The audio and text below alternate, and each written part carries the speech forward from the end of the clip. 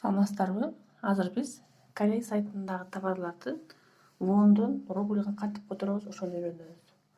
Chrome браузерге киребиз. Ал жактан Atomy сайтына киребиз.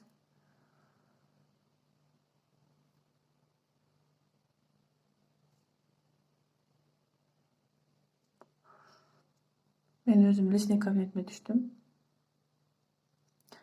Мынакей биз Корей сайтына кирип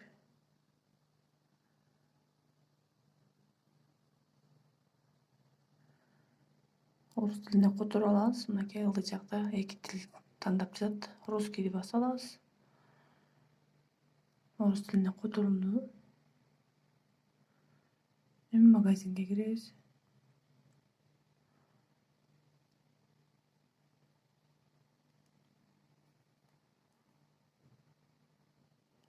Магазинге киргенибизде мындай бөлүмдөр чыгат. Мисалы, здоровая пища деген тандайлы. Мынакей жевательный кальций. 21 000 вон экен. Бул канча рубль болот? 21 000 деген сөздү копировать этип алабыз. Үстүнөн бассак монтип көгөрөт. Анан копировать деген басып алабыз. Бастык. Эми могу үст жагын караңыздар. Поисковый строкага кирип Chrome'дукуна. Мынакей жаңы поиск кылабыз. Ошол вонду жазабыз.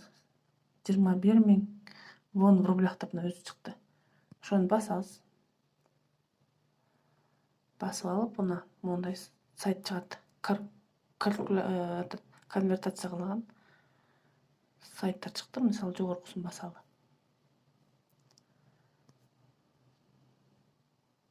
Эң биринчисин бастык элек. Мынакей 21 000 вон рубль менен 1136 рубль болот деп чыкты. Уже дароо эле автоматически чыкты. Мына ошентип вонду канча эме корейский сайттагы товарлар, продукциялар канча рубль болот, ушинтип билип эсептеп алсаңыздар болот. Бул курс өзгөрүп турат. Кээде көтөрүлөт, вон кээде түшөт да. Мисалы, азыркы убакта 21 000 вон 1136 рубль.